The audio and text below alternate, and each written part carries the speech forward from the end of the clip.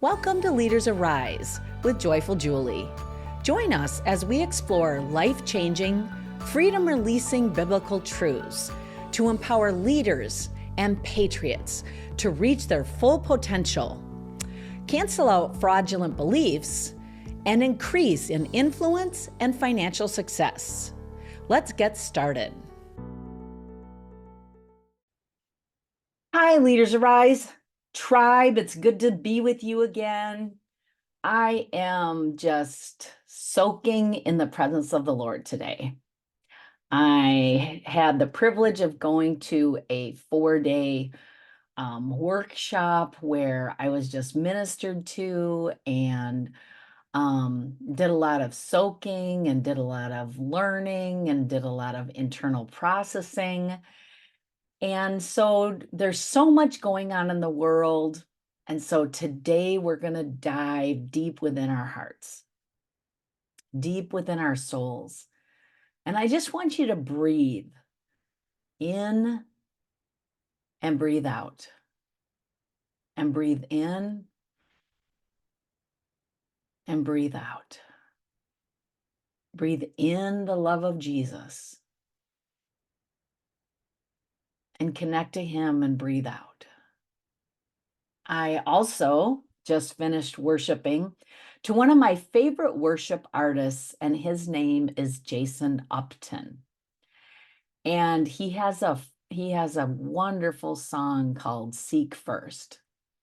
And it was the perfect soaking song to listen to before I came to just share these thoughts with you today. Because I was reminded during this retreat about the love of Jesus.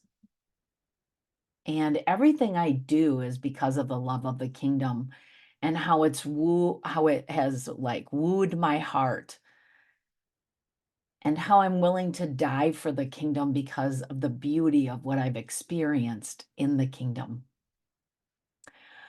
But today I want to just go through a few stories and let our hearts just ruminate on the love of the Father, the love of Jesus, and the love of the Holy Spirit. And so after you go listen to Jason Upton, or afterward, these are a few of my thoughts for this episode of Leaders Arise. I want to talk first about the woman at the well, the Samaritan woman. And Jews weren't even supposed to go into Samaria. But here Jesus is breaking all of the rules to go after the one, to go after the woman who had been married 4 times and living with the 5th and wasn't her husband and shunned by the people and coming into the well at the height of the day of the heat, probably to avoid the scorn and ridicule of others. And so John chapter 4 and verses 21 to 26, Jesus has had this interchange with the woman,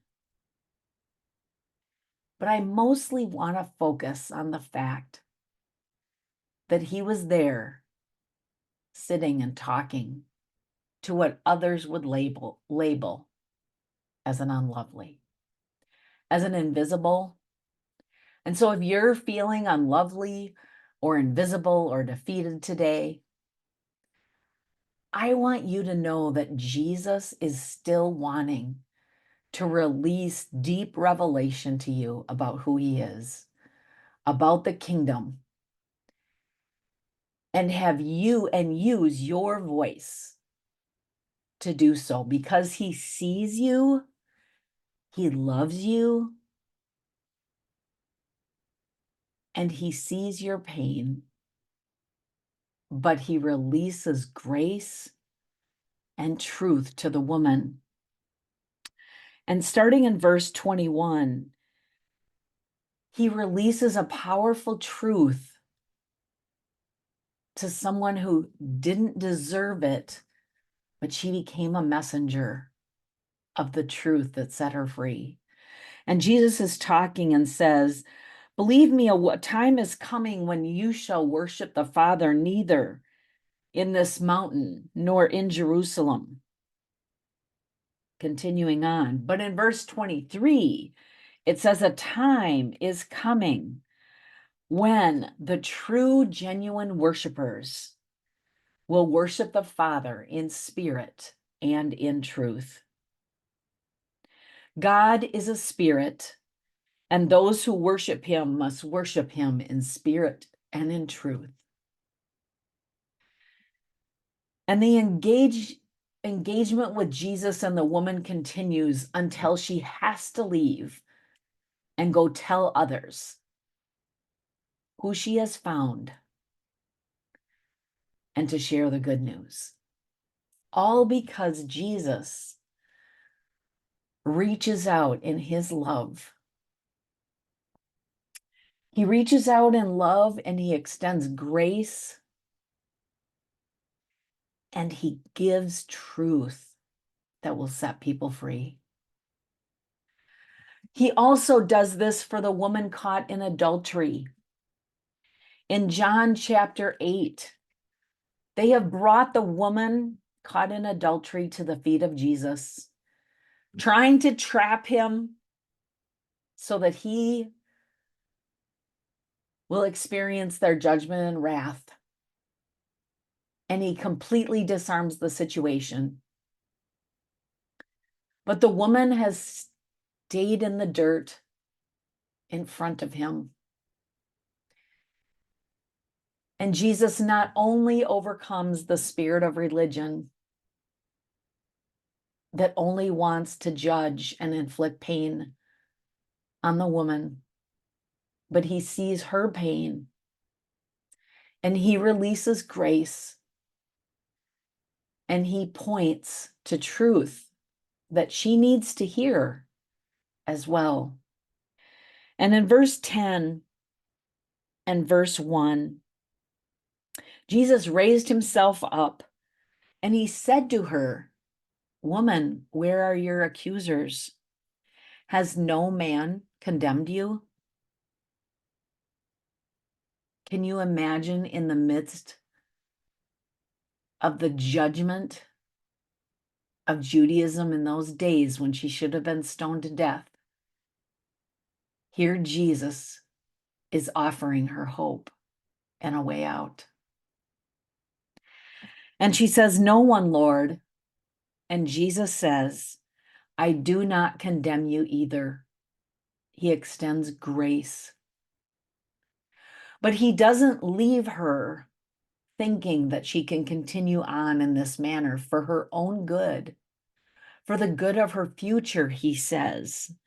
Now go on your way, and from now on, sin no more. May we have the wisdom and the grace and the eyes of Jesus to extend love and grace to others, that in their day of pain, that they would be open to receiving truth that would set them free when we've earned the right to speak it. Jesus also, his eyes, his humanity, his great love is exhibited when Lazarus dies. And he had chosen, according to the direction of the Father, to allow Lazarus to die, which caused a great sorrow in the midst of his sisters' lives. And in following the will of Jesus, he had inflicted pain on those sisters in order to see the message and the kingdom expand. And so we go to John chapter 11 in verses 32 and 35. And Mary, in this time of sorrow and grief, came to the place where Jesus was and saw him, and she dropped down at her feet. Can you imagine this follower of Jesus, looking up into his face. I just can imagine that. I imagine me in my times of sorrow looking up at Jesus, saying to him, Lord, if you had been here, my brother would not have died. Lord, if you would have done something, I wouldn't have lost this relationship. Lord, if you would have done something, I wouldn't have had this pain. When Jesus saw her sobbing and the Jews came with her also sobbing, I want you to know that in our deepest and darkest season of pain, our moments of sorrow, it says, he was deeply moved in spirit and troubled. And when he said, where have they laid him? They said to him, Lord, come and see. And Jesus wept. Jesus knew he was going to raise up Lazarus, but he still, in the midst of human suffering, that even that he knew was going to end, he so identified with them that he wept. The pain of our hearts in these hard days, I believe, makes Jesus weep. I believe that for all those who are experiencing the pain of divorce or trauma in relationship, our God is not happy and he cries. When he sees the children with gender identity questioning, when he sees them being filled with pornographic and new age material in school and movies, I believe he is weeping. If you're in suffering today, physical suffering, and you're waiting and crying out, Lord, heal me, I believe that he cries every day, every moment in your suffering. He sees you, he identifies with you, and he cries with them. He sees their pain. And yet he goes on and says later on, he says to them, it says, I know you always hear and listen to me in verse 42. And for the benefit of the people standing around, that they may believe that you did send me. And he calls Lazarus forth. He says in verse 40, did I not tell you and promise you that if you would believe and rely on me, that you would also see the glory of the Lord? I want you to know that the pain is for a season. It shall pass. There's a whole section in my book on that. Not believing the lie of the enemy that it will always be this way. Because the Lord's redemption and love is always working. And so even in this situation, he releases grace. Did I not promise you that you would see the glory of the Lord? He doesn't criticize them for crying or not understanding. And yet, he also tells them the truth. And it is just so beautiful. And then he goes on to explain and deal with the situation of those who are also around. And the last example that I have about the love of Jesus today, I want his love to be so real to you.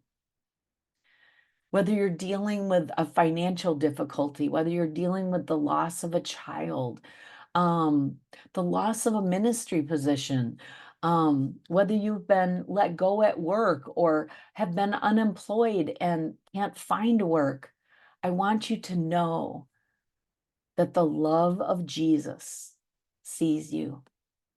He extends grace to you, but he also feeds us the truth that we need, that we do not stay captive, we do not stay orphans, but we can enter fully into our identity and sonship of the kingdom of heaven.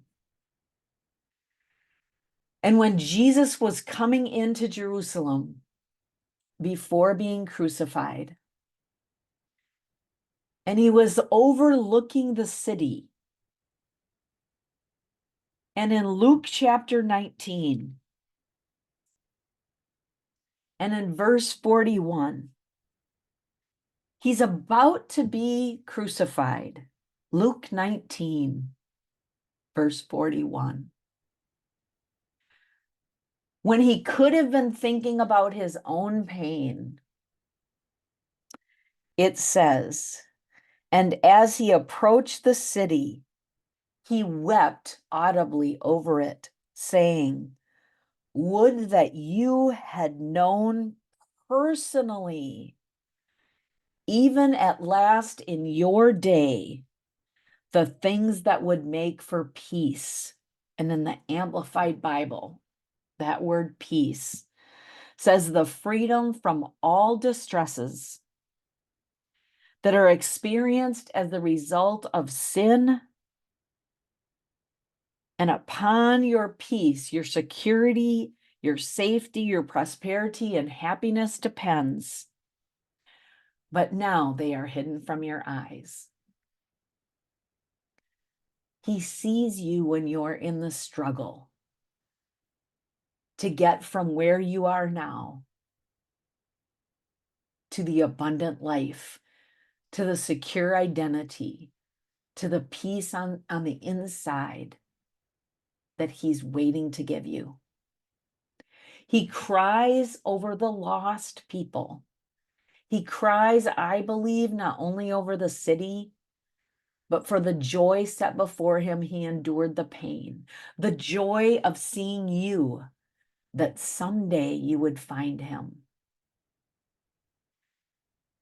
And so I want you to know that he sees the pain of our cities, of our country, of the millions worldwide. And he's waiting. He's waiting to redeem. He's ready to cry with each one to release the redeeming grace of his kingdom and to release and lead us into all truth, that we could be set free and that we could rise up to be anointed royalty as sons and daughters of God. So regardless of what is happening in the world today, I want you to be able to find your security in the love of Jesus and remind you that while things may not be going so wonderful here in our neck of the woods, to seek first the kingdom and his righteousness, and that all the things that we need will be added unto us. So seek first the kingdom. Seek first his face. I think of the words of that song, I look full at his wonderful face, and the things of earth will grow strangely dim in the light of his glory and grace. Turn your eyes upon Jesus. Look full at his wonderful face, and the things of earth will grow strangely dim in the light of his glory and grace. Didn't really intend on singing to you today. Didn't even intend on sharing that. But I was raised at the knees of wonderful women of faith that fed me the hymns, and with tears down their streaks, their faces of adoration inspired me to embrace the love of Jesus. And I'm still doing it today. And I hope you've been blessed as we turn our eyes upon Jesus. And I hope and pray that this has been encouragement to you. So if you would so kindly like this podcast, share it with friends or family that need some hope in the darkness. Leave us a comment at our website, New Life for Today. You can find out about the podcast. I have a blog, I have a store, and I have information about my coaching services. If I could ever serve you to elevate, to become all that God has planned for your life, it would be a privilege. Thank you so much, and we'll see you next time on Leaders Arise. Thank you for listening to this episode of Leaders Arise. For more information about my newsletter, speaking events, and coaching services, see newlifefortoday.com.